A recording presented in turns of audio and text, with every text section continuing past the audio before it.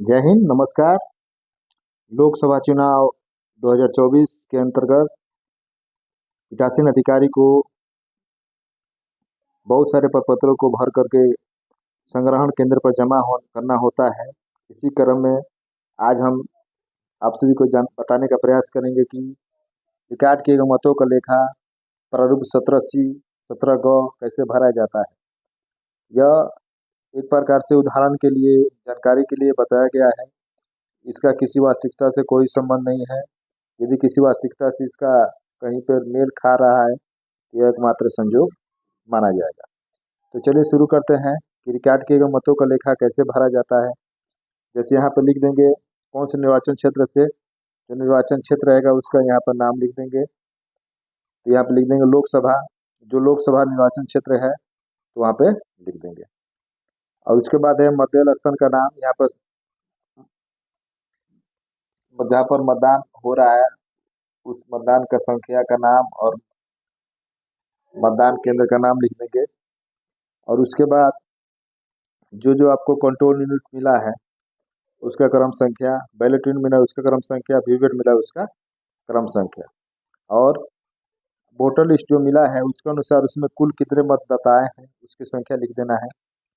और 17 दूसरा कॉलम है कि मतदाताओं के रजिस्टर प्रारूप 17 में कुल कितने मतदाताओं ने वोट किया है हस्ताक्षर युक्त वह, तो इसमें 17 के अनुसार है 552, उसका जिक्र करना है।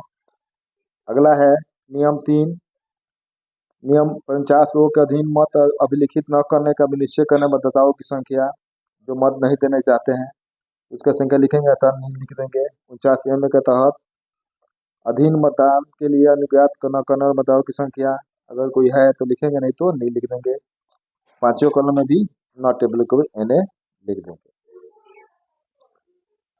तो घटाए गए 17A के अनुसार ये सब रिपोर्ट नील लिख दिया जाता है। वोटिंग मनुष्य के अनुसार कुल कितना वोट पड़ा वह लिख देना है।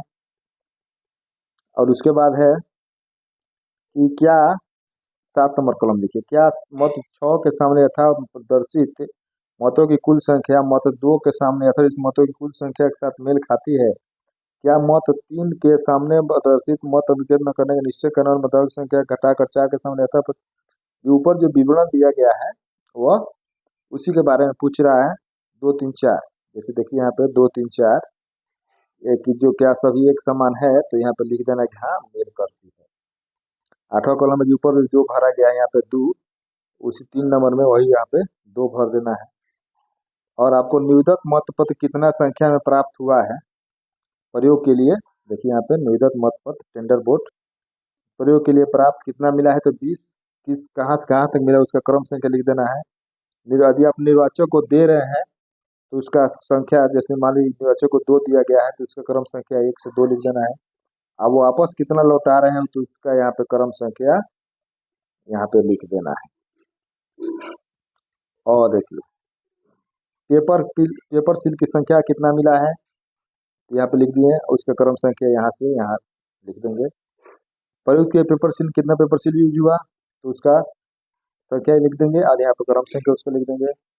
और अप्रयुक्त पेपर सील कितने अप्रयुक्त पेपर सील वापस किया जाए यहाँ पर संख्या लिख देंगे, उसका क्रम संख्या इसमें लिख देंगे। क्षतिग्रस्त यदि पेपर सील कोई क्षतिग्रस्त हो रहा है तो इसमें इसका संख्या लिख देंगे, इसमें क्रम संख्या।